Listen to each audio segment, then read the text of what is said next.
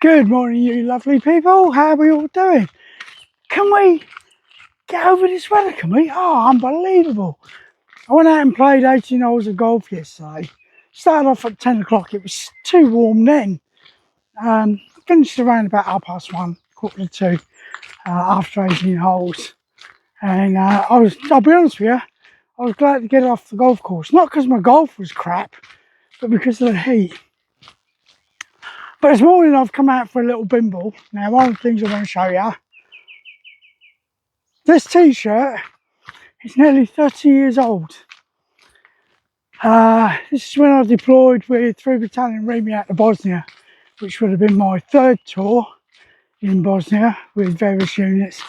But to think that it was nearly 30 years ago that I deployed out with 3 Battalion Remy. We started off as United Nations, and then the Daytona Accord came in, and we changed over to I4. So at the time, 3 Battalion Remy, mainly based down in the Konchar factory in Split in Croatia, and then deploying out into various areas as the ES company, as it was known then, Equipment and Support Company, to various areas such as Gorny Vakuf, Makonograd, Sarajevo. And myself as the Staff Sergeant, electrician, my job was to go around all the various areas. So yeah, I stayed in some right places while I was out in Bos. Not only on the third tour, but on the first 2 tours as well, which I did. So, the reason I mention this thing about staying in places in Bosnia, I had a thing pop up today. I think it was on Instagram, and it was someone who's in Dale Barracks with the medics in Dale Barracks in Chester, and they were on about the single living in accommodation and the standard of it. And I must admit, when I read it, I had to have a little chuckle to myself. Yeah, they were moaning about all sorts. Yeah, and don't get me wrong, yeah, the not only single living in accommodation for the British forces, but some of the married quarters, married accommodation for British forces is pretty appalling and diabolical. And to show you how appalling and diabolical it is, there have been cases whereby some of these illegal immigrants that are crossing over and getting into Britain, they've tried housing them in army accommodation and they've refused it. Yeah, I mean, which would you rather have? Living on a beach in Calais with a bit of canvas above your head, or getting somewhere here in the UK with a roof over your head? Now, like I say, the single living in accommodation, it's changed dramatically from when I was a singly. I was only a singly for the first couple of years of my army career, and I was stationed in Jalalabad Barracks down in Tidworth, or Jelly Baby Barracks as we all used to call it. And I lived in a 4-man room. Now this guy is moaning about the fact that he's got a room on his own. Now in my day, you didn't get a room on your own unless you were a corporal. Yeah, so as a craftsman, Lance Corporal, while I was in Tidworth, I was actually in what we made into a 4-man room. It was actually an 8-man room, but there was only 4 of us in it. And we spaced ourselves out and made it home for us. Yeah. But that's a big thing. When I read this article this morning, I'm thinking, what happens about ingenuity? What about not roughing it? Anyone can rough it. Christ's sake, we've all done it as veterans. We've all roughed it at some stage. But we've also, such as deployments away in places like Bosnia, we've made the best of a bad thing and made it into our little home, so that we were comfortable. So I can agree with some of the comments that this person has put about standard of accommodation, but some of it, come on, pull your finger out, sort yourself out, boy. Yeah, you can turn it into your little home. Now, one of the things is, from my understanding, is there's no block jobs anymore. Yeah, it's all done by civil contractors. Now, us veterans that remember block jobs and bed blocks and things like that, you know, we'll laugh at the fact that you've now got someone coming in and cleaning your bed space. In our day, you kept your, excuse my French, shit together. Yeah, and it was all part of your discipline, wasn't it? So that when you got out in the field, yeah, you didn't leave all your kit lying everywhere. Yeah, it was always either packed away or to hand if you needed it. But like I say, married quarters, the married quarters are exactly the same. Yeah, some of the married quarters go back, God knows, donkey's years. I know when I moved into Catterick, the married quarter I had was just up the road, yeah, from my barracks, which was Gaza Barracks and Heaps Lines. And I'll be honest with you, I wouldn't have put a rabbit in it.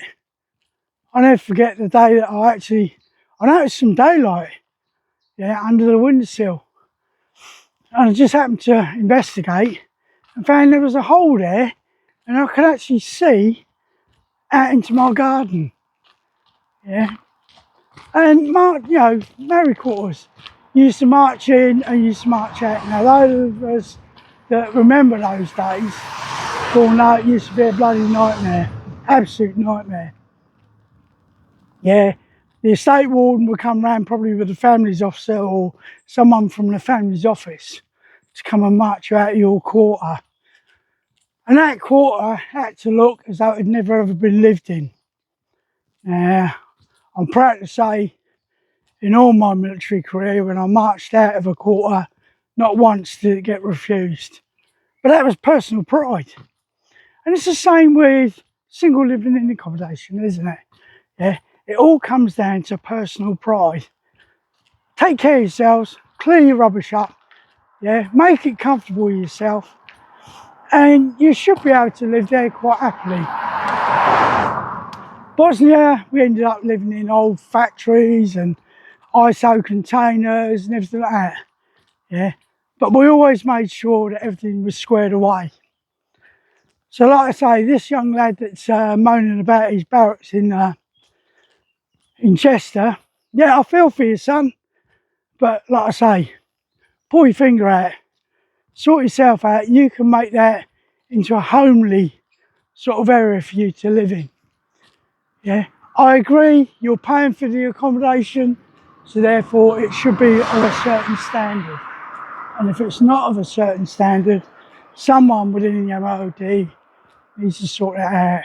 And I've seen it on various sites and even on the news about the standard of the accommodation that our forces personnel have got to live in, and also how it's affecting morale. Yeah, the guys are doing a job that seems like no one else wants, yeah, but they're not being given the right standard of accommodation. And the fact that when an immigrant is given that accommodation, yeah, who's come over illegally and then refuses that accommodation, that makes it even worse, doesn't it? It's what it does in my eyes.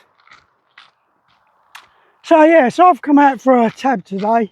I'm only going to do a short one. It's too hot, far too hot, but I just wanted to get out of the house and do a little tab. Obviously I've got my hydration pack full. I've even stuck some ice in there, just to keep it cool, nice and cool for me. So I'm just going to go down to the reservoir and back. If you're new to my channel, please consider subscribing to it. Not telling you to do it, we don't do that, me and Keith, old Let's Tab 59. We ask you to consider it. Yeah, and if you do consider subscribing, do us a big favour, drop a comment in there. just say, hello Nobs, how you doing son? I'm so-and-so and I've subscribed to your channel. Yeah, because I like to reply and acknowledge that you taking the time out to listen to this old git waffle on. So, forthcoming events, Operation Jackdaw. Really looking forward to this one. Meeting up with Let's Have 59 and Trace Around on this weekend. Not this weekend coming, but the following weekend.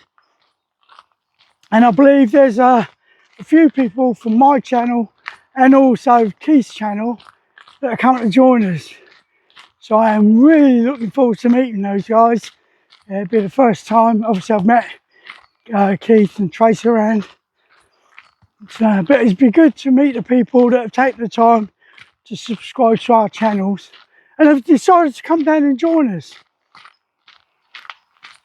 So I'm going to carry on tabbing down. Got a few things that I want to do videos on later on, probably on my way back.